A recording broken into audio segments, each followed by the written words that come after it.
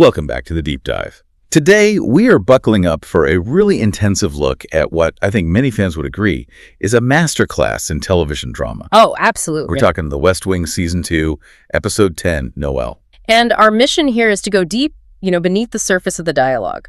We want to see how these often invisible creative decisions, set decorations, sound design, directorial choices, were all perfectly lined up to tell Josh Lyman's story of trauma. And connected to some surprising real-life stuff happening behind the scenes. Exactly. Real networks in politics, theater, and even music. Okay, so let's just ground ourselves in the basic setup.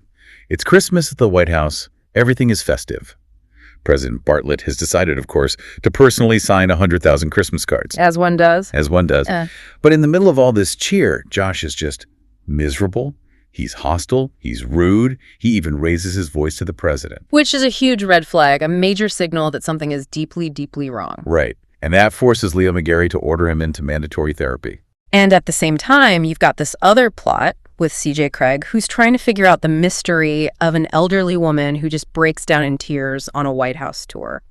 Not because she met the president or anything. No, because she saw a painting. So you have these different threads, the therapy, the art mystery, this huge administrative task, and they all just converge beautifully to talk about what happens when that professional veneer finally cracks. It's brilliant. But before we even get to the therapy, the crew had to pull off this monumental task just to make the White House look like Christmas.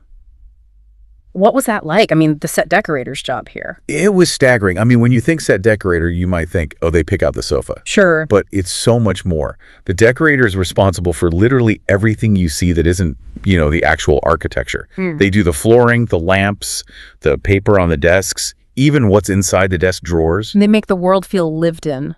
Exactly. And for a holiday episode, it's not like they can just leave a Christmas setup all year. Right. They're shooting other episodes. Right.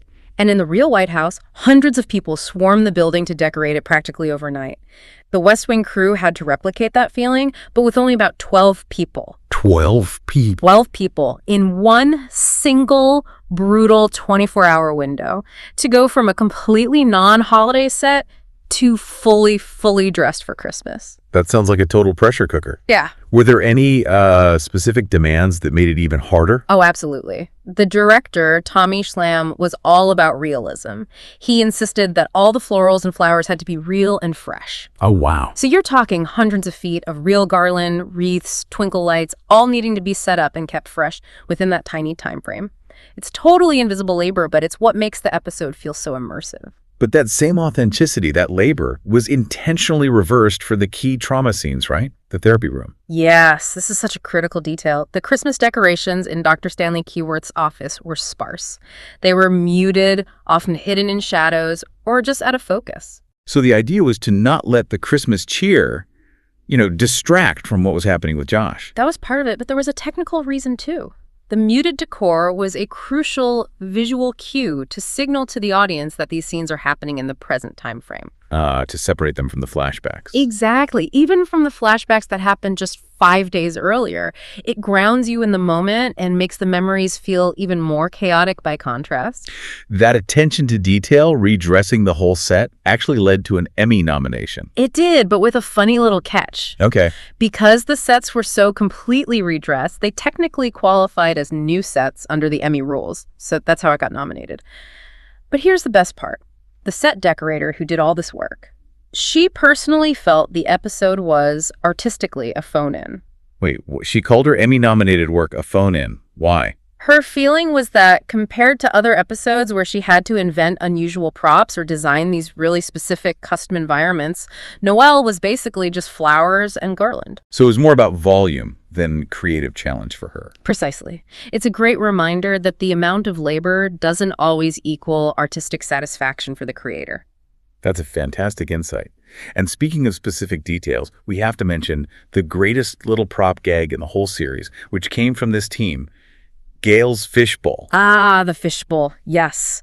The decorator started the idea of putting a different thematically linked object in the bowl for every single episode. Which is an amazing commitment. It is, but what I find even more astonishing is that they had to use a new fishbowl every time because of shooting overlaps. But through 7 seasons and all those different bowls, they only ever used 2 actual goldfish. Only 2 goldfish. That is that's the show in a nutshell. It really is. Okay, let's pivot to the engine in the episode.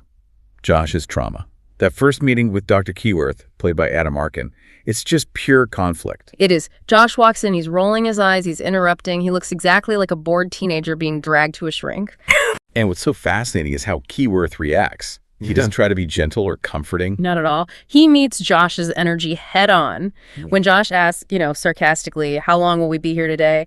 Keyworth just shoots back, as long as I want.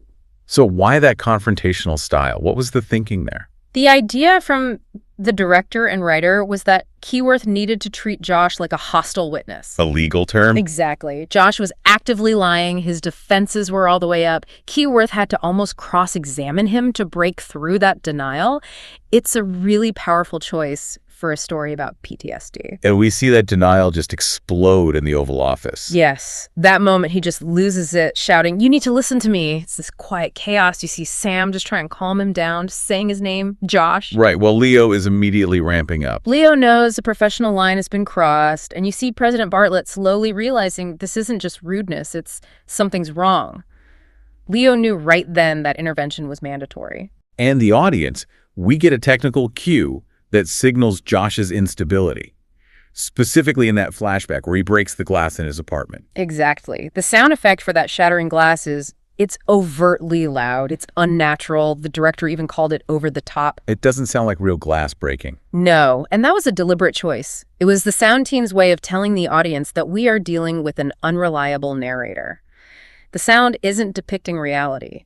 It's depicting his internal perception of reality. Precisely. His memory is warped by the trauma, so the sound is this jarring reflection of his psychological state. It shows us this isn't just a memory, it's a traumatic echo that's still ringing in his head. And that idea of mental strain, the subplot with the pilot who crashed his plane, that was inspired by a real event, wasn't it? It was. It's a clear parallel to the real case of a pilot named Craig Button who flew his plane into the ocean after a mental health crisis. That real-world context just anchors the whole story in this chilling reality. Now, connecting this all to the political backdrop at the time gives it this incredible historical weight. The episode was supposed to air just before Christmas 2000, but something huge preempted it. Yeah, it was set for December 13th, but that was the night the whole weeks-long Bush v. Gore election recount finally ended, and Al Gore gave his concession speech.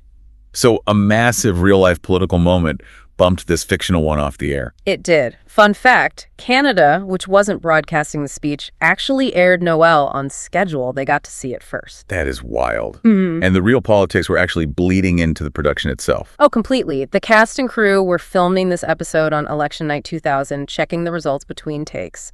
And then the person who helped write the very concession speech that delayed the episode, a guy named Eli Addy, he ended up joining the West Wing writing staff shortly after. So the DNA of that election is literally woven into the show's fabric. It's all connected. Okay, let's talk about the payoff of the therapy story. It all hinges on that incredible anecdote from Leo. The story of the man who falls into a hole. A priest walks by, offers a prayer. A doctor walks by, offers advice. But a friend walks by, jumps into the hole with him. And says, "Yeah, but I've been down here before and I know the way out." It's such a powerful moment. It implies that Leo, with his own history, set up the therapy not just as a boss, but as a friend. As an act of profound empathetic friendship. And what's so critical is that the episode doesn't just end there with a neat little recovery. No, the final scene makes it clear this struggle is ongoing. And this is where that incredible sound design comes back. Right. So Josh and Donna walk out, and the director uses this disorienting, handheld, askew camera angle. But the sound is everything. They intentionally layered the sound of actual police sirens. The harsh sounds of the real world. Underneath the beautiful, festive sound of carolers singing Carol of the Bells. And that mix is so jarring. It confirms that music, or that sudden change in sensory input, is a trigger for his PTSD. The director was so proud of that sound mix, that blend of music, ambient noise, and the siren, that he called it the best flental of the entire series. Flental, what is that? Is that a technical term? It's a bit of insider jargon, yeah. It basically refers to the really technical mixing of specific audio layers to create a complex, layered sonic texture. In this case, it was the perfect blend to create the maximum emotional impact. It shows us the trauma is still alive in him. Exactly. Now, let's connect that to the parallel plot, CJ, in the painting. We meet Bernard Thatch, head of the visitor's office. Played by Paxton Whitehead, a wonderful addition to the cast. He's so supercilious, so academic. He has these amazing lines like calling CJ a freakishly tall woman. Or criticizing her necklace as a monument to bourgeoisie taste. He judges everything aesthetically. And he's the key to the mystery.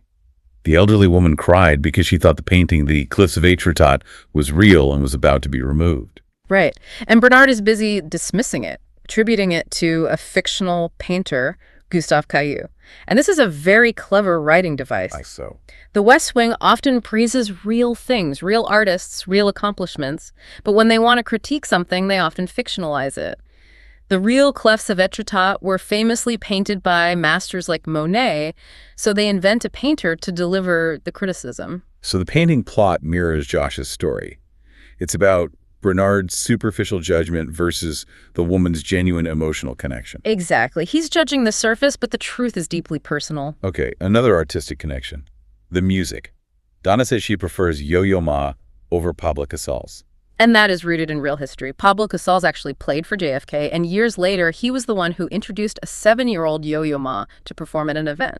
So it deepens that real history of arts and politics the show loves, and Yo-Yo Ma's actual performance on the show was apparently legendary for the crew. Oh, yeah. The director said he played the Bach cello suite with such precise metronomic rhythm that they could use literally any take in the final edit, and the timing would be perfect. That's just an insane level of mastery. It is. And there's a great little story about his character, too. Oh. He was apparently so humble, he passed his multi-million-dollar cello around on set, just letting people hold it. He believed people shouldn't be precious about the instrument. What a gesture. A beautiful moment of inclusion. Okay, let's wrap up with one last really surprising connection between Timothy Busfield, who played Dandy Kincannon and directed a bunch of episodes, and Bradley Whitford, who played Josh. They go way back. Way back. They knew each other from working on Revenge of the Nerds II, Nerds in Paradise. From Nerds in Paradise to the West Wing. That is a serious career path. Apparently, they had this ridiculous ongoing contest on the Nerds II set to sneak subtle burps into their lines to try and make each other laugh. No way. Yes. And Whitford apparently continued that habit of trying to distract people on the West Wing set, along with this other weird quirk of constantly touching the top of Leo's door. It just shows you how this high-stakes, intense environment was still filled with, old friends being goofy. Totally. And that connection to Busfield is deeper than just antics. He co-founded the B Street Theater in Sacramento, which at the time was raising $12 million for a huge new theater complex. Wow. Yeah, a massive project designed to create dozens of jobs and move the theater to a much more central, high-traffic area. It just shows how this creative network stretched way beyond Hollywood. So that really brings us to our final takeaway. We've gone from the 24-hour set dressing marathon And the two very persistent goldfish. to the Election 2000 preemption and that perfect symphony of sirens under Christmas carols. We've really uncovered this dedication to authenticity, even when the set decorator thought her Emmy-nominated work was a phone-in. And we've seen how they use these intentional, subtle technical cues, like that over-the-top sound of the glass breaking, to frame this incredibly difficult story about recovery. The episode works because every single tool was used to make Josh's fractured internal state feel real. It makes you realize how much unspoken context we absorb. Absolutely. So we'll leave you with this provocative thought. We rely so heavily on nonverbal, environmental, even sensory information to understand the emotional truth of a story. So if that specific, unrealistic sound of the glass breaking or the sparse Christmas decorations are what truly convince you of Josh's broken psychological state, what silent, curated cues in your own daily environment, the lighting, the sounds, the way things are arranged, might be shaping your understanding of reality, and what happens when you realize those cues might be intentionally unreliable.